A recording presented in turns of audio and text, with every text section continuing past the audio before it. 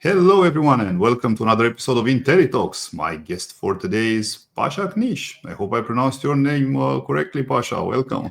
Hey, you got it, Marcel. I'm really happy to be here with you, man. How's everything? Yeah, everything is perfect. I'm looking forward to today's discussion because this is very, very important to any any Amazon seller out there. It's important how to know how to navigate the long-term storage fees and Yeah. inventory fees whatsoever, because nowadays with a lot of tariffs and everything that's coming our way, we need to make every dollar count, and details are very important.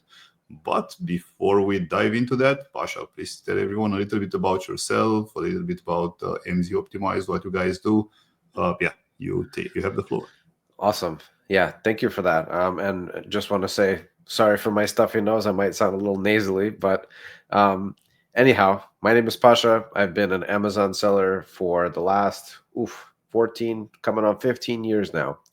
And I've seen a lot of changes in the space. I think right now, Amazon inventory is probably one of the top ways that you can actually get profit margin. It's not even about selling as much as it is. It's just about navigating all of these fees, right? Because you can be, I've seen 7-figure, 8-figure accounts with no profit, right? So they look amazing on the outside and kind of hollow. But anyway, before we go into the topic, I got excited. I've been a seller. I've had multiple different brands. I've made an exit. I have. I'm probably on my way to a second exit, probably at the end of this year or early next year. My second brand that I'm selling. And in the meantime, I have an agency. Since 2019, we've been servicing clients. We've worked with at least 100 different brands over the last 5-6 years. So we work on every type of category possible. You know, we've done it all: pet, and electronics, and outdoor, and supplements, and weird electronic items that are like B2B stuff that only B2B people know about, and we have to do all this like technical writing. Anyway, we've seen lots of different situations. We've been inside of so many different accounts and created content for so many accounts, advertised for so many accounts. So it's kind of interesting to see what's different and what's the same. And it's just been a lot of fun working with different people, meeting different personalities. You know, at this point, when I'm speaking to a prospect, I can already kind of put them in a certain bucket. I already have lots of experiences with like, oh, you know, this person might need this type of attention or that type of attention, or they might, you know, you don't always get like a golden relationship like in life, right? So you know, you kind of work with what you got, and you know what to expect. Managing expectations for me is, you know, one of the most important things about being successful and living a fulfilled life. So yeah, that little bit about me, just like on a professional level. And just on a personal level, I live in Northeast United States, up in the countryside away from the city. I grew up in the city, but I live a pretty quiet life out here with my family, and enjoying just working remote and running the agency, running my brands, and chopping wood and all that. That's amazing. Actually, that's one of the reasons I, when that ended up with the Amazon business back in, for me, it was 2016 to 2017. The flexibility and the potential, availability to work from anywhere in the world. So I guess that's one thing we all have in common here. And Yeah, yeah, very yeah, important, yeah, the yeah. travel freedom. I love it. You know, sometimes I wonder why I don't live in a country that is really inexpensive to live in. Like I stay in the U.S. obviously for family and all my friends, but there's always this drive to be like, maybe let's move to Bali, or you know, even like certain parts of Eastern Europe. You know, it's like I come over there to visit and I feel like a king. You know, Yeah. because I'm working the same job, but I'm living in a place where everything's significantly cheaper and sometimes even better quality than here in the States. So it's sort of in the back of our minds, you know, to be honest. Well, that's always on the table. You can live anywhere in the world. It's a matter of just, relocating the family and everything. That's pretty much what's holding everyone back up to a point. But then when, kids are old and Yeah, everything is aligned, you can definitely stay wherever. So yeah, yeah, Bali is a nice place. Haven't visited myself Bali, but yeah, we have in Romania, for example. Yeah, ourselves, we reside. Myself, I reside in Romania, and yeah, I'm working mostly on the US marketplace. So yeah, from that perspective, is a good way forward. But Bali is much better. So Yeah. Yeah. Well, I haven't visited either. yeah, it's a good place as any time, I bet. Yeah, a lot of good things I heard about it. Nevertheless, let's dive into today's subject, because yeah, I'm sure people are very eager to find out Sure. what would be some advanced strategies to optimize inventory turnover and avoid long-term storage fees. Let's look into the long-term storage fees for a moment, Pasha. What are your Yeah. thoughts here? Yeah. Long-term storage fees. So a little story about that. I used to sell a children's bike that was really bulky and heavy. And like when you're sending in inventory for the first time, maybe you don't have a 3PL, you're just sending in all your stock. You don't realize how fast you can rack up fees when the product is bulky and over a certain like weight limit, size limit. And also they sort of combine all the two together. And they have their algorithm and how they calculate that. And I was shocked, at how much storage fees I was paying, even though it was only like 2 months in. So I would say like that's the first thing to pay attention to is like, if you really want to optimize, try to get the absolute lightest and smallest size package to send into Amazon. That's number one. And then number two is have a 3PL if it's possible. Like, again, I understand first order, second order, you might have to bite the bullet and just send everything into Amazon, especially if Amazon is the place that is your kind of centralized shipping situation. But really, if you have a 3PL that can store your inventory for long-term storage, that is a much better alternative, because once you get past 60, 90 days, Amazon starts putting you in a different bucket.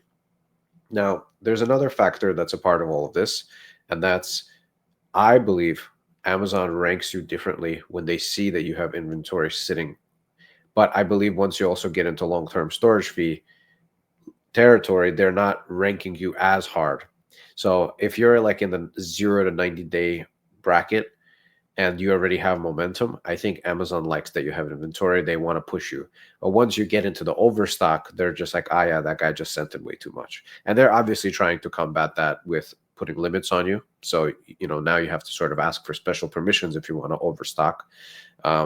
But, they're trying to limit it to some degree, which I think in reality is probably a good thing, because they're really looking to optimize their bottom line more than anything else. They don't want to use up storage for no reason. But then it's also confusing because you see them going out and trying to sell that storage space even to people who are not even on Amazon. So anyhow, Amazon has their ways of they have their data and have their decision-making process, but not to go on a monologue here. So I think that the most important thing is definitely have some type of place that you can store your inventory and send in to FBA little chunks at a time so you don't get hit with that. And really, if you get some type of a spike, I mean, this is not an ideal situation, but you can set up a duplicate SKU that is an FBM offer and have that active or waiting to be active if you're really fast to basically turn on if you sell out. And that'll give you a little bit of time to basically send in more inventory into FBA. Now, this is in case your 3PL has the ability to ship single units, which most of them do. And so you can say, hey, I might need to, for a period, turn on an FBM offer. I'm sold out. We didn't, stock in time or whatever. So I think it's always better to be a little bit understocked than overstocked in some situations, unless you're overstocking by like a small amount. Like I think the golden ratio for me has usually been like, if I can time it, so I'm sending in 45 days worth of inventory at a time. Yeah, that would be the best situation. What do you think about the AWD, the Amazon Warehouse and Distribution part? Have you used that? Do you think that's a good idea for people to tap into? I do. I think that program has improved over the last couple of years. I've seen some improvements and actually some good sentiment coming out of people using that. But there's also some risks, and I've heard some horror stories as well. So just be aware that AWD is basically a solution to, if you don't have a 3PL, you send it into there, and then basically they will manage for you to decide, hey, this person's running low on inventory, and it automatically replenishes that inventory. And I believe they don't charge anything for that. And in the meantime, you're paying some type of a storage fee, but it's not nearly the storage fee that you would have sending directly into FBA. The caveat is, you're trusting Amazon with a lot of inventory that is just sitting. that's inventory you could be selling somewhere else. That's also inventory that you're kind of risking, because if something does happen and you need to get it back, that's the horror stories that I've heard, is getting it back from AWD is very hard. It's not something that it's a process that takes months sometimes, depending where they have it. And yeah, I can't say a lot on that, because that program has been around for a couple of years. But I know that now there's capabilities for expired products, which is new. It wasn't the case. So, perishable or things that have an expiration date, before they were not taking it. Now they have the infrastructure to support that, which I think is a big deal. All right. Yeah. That's something. Okay, I definitely look into AWD. I think it can get better definitely in time. So yeah, they are constantly improving, which is good for the sellers out there. But yeah, also 3PL is a very good solution out there. But yeah, if we're looking at the data, how can they say the sellers better forecast the inventory and reduce the overstocking? How would you look at from using the data that we have available with Amazon or other tools out there? So I'm always testing new tools. I'm actually in talks with one company. I don't know if I'll need to mention the name. The name is 𝗵𝗶𝗀𝗶𝗶. I don't know how to pronounce it, but we're booking a demo as of this morning with them. We use another software called 𝗨𝗪𝗏. We also use Sellerboard, and we also look at what Amazon tells us. And then based on these multiple different tools, we kind of see we're still testing what's best, and we've found different results depending on the situation for the client. But I think that all of them kind of give you something that you need to know. And then from there, you can sort of draw a forecast. The issue that we're experiencing right now, the reason why we're going after somebody new, is because we have a situation where there's a high seasonality product with one of our clients. They are selling something that is extremely just like summertime, springtime. It's a garden product. And then, their sales really take a dip during the winter months. So they're not looking at a 90-day velocity. They're looking at month to month, year over year comparison. So they want to see, what did we sell last April? It's April right now. So let's send in last April's inventory levels, not what we did in March, because March they didn't, like right now is the first week of April and they've sold, the increase in sales has already been like plus 50% or something like that just in the first week, just because spring is here. So people start to think about gardening. So that's a challenge that I don't think Amazon is really equipped for. I mean, in my experience, not accurate at all with that type of seasonality.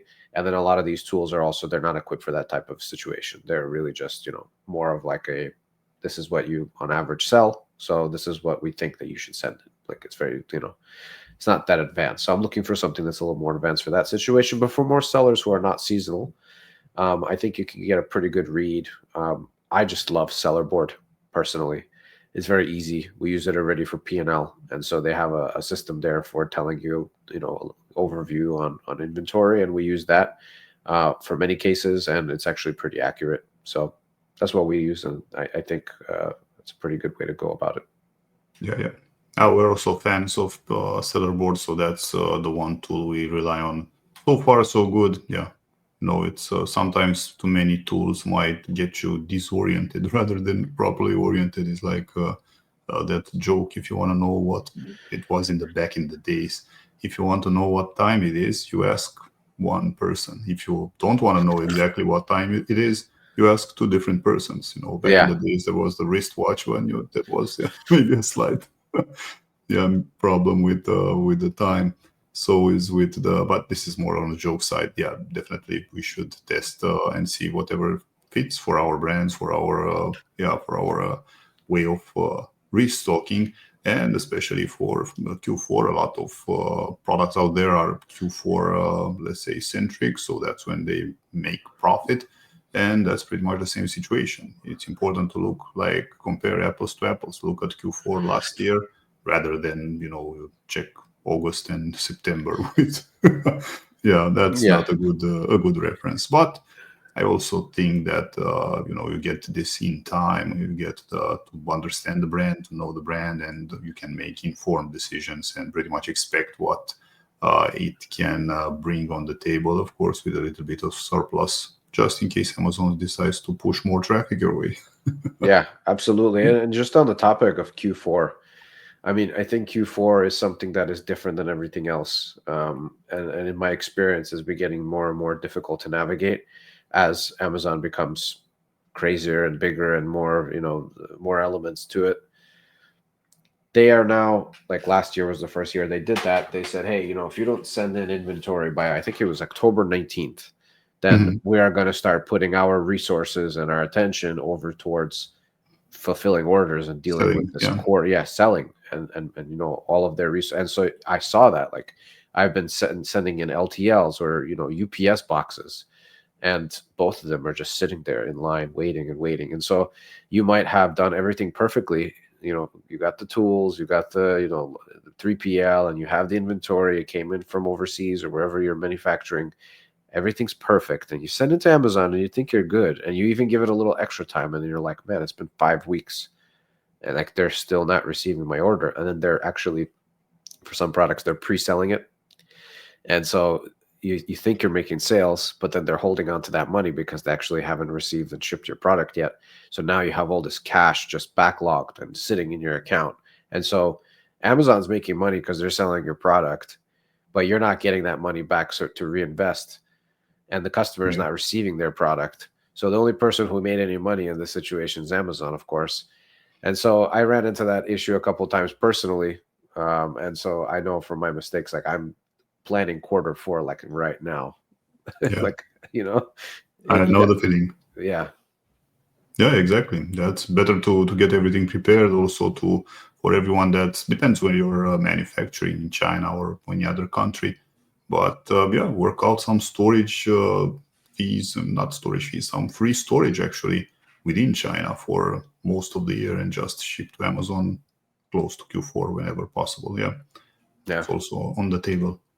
All right, but what would be some effective ways to clear, let's say, some slow-moving inventory before it actually hits the long-term storage fees? What are your thoughts on that, Pasha? Yeah, in most cases, when we see that, we're just recommending, hey, maybe you want to push out some inventory with higher ads. Depends what the product is. If it's something that we're going to discontinue, it's also usually advertising, but there's also other options, like you can liquidate. Within Amazon's fulfillment settings, there's an option to liquidate stock. We've done that in some cases when just, pushing ads was just not efficient for whatever reason. There wasn't a good market fit for that SKU. So instead of spending extra ad dollars to try to get it out and putting resources and attention towards that, if it's something that we don't want to sell in the future, then, we'll just liquidate. But if it's really just a little bit of overstocked inventory and it doesn't make financial sense to remove it and put it somewhere else for that company, then usually we'll just drop the price, raise the ads for a period, pick up the velocity, and then reverse it back slowly. What about liquidations? Have you tapped into that? Yes. We have, and sometimes it can be a good way out. Yeah, I mean, if you would compare it to placing a removal order, you would end up spending money for them to throw away your product. Here, they're basically getting rid of your product, but you're not spending money. You're actually making back 5 to 10%. So, I mean, it's like a removal order, or it's like one of those disposal orders, but it's a much better situation for you. Now, it's not a guarantee that they're going to be able to liquidate it. I think they have to find demand for it. It depends what the product is.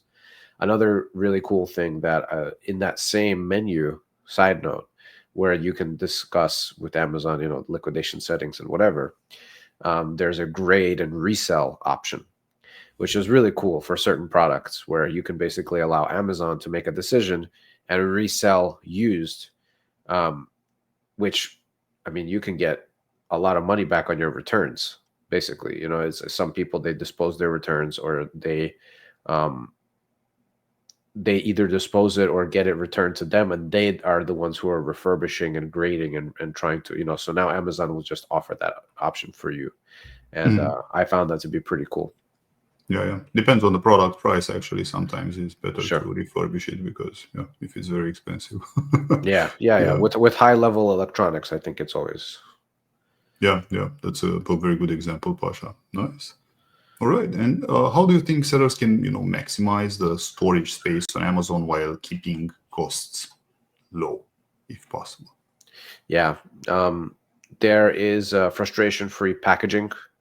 There's systems like that within Amazon. You have to go through a process with them, but they've had many programs through the years. Some of them were successful, some of them not so much. But I think the bottom line comes into, if you can get your product packaged in the absolute tightest, smallest box that it can fit in the most compact way, I don't know, fold your product up, air seal it. Like I've seen so many things, I pay attention to all that stuff because I'm obviously an Amazon buyer. And so I love to see how products arrive to my door, all the different ways.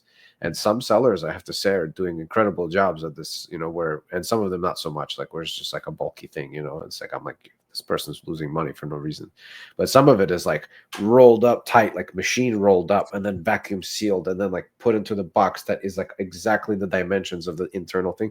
So they get it to the minimal size and weight. And that's basically it. Yeah, that's actually a very important thing.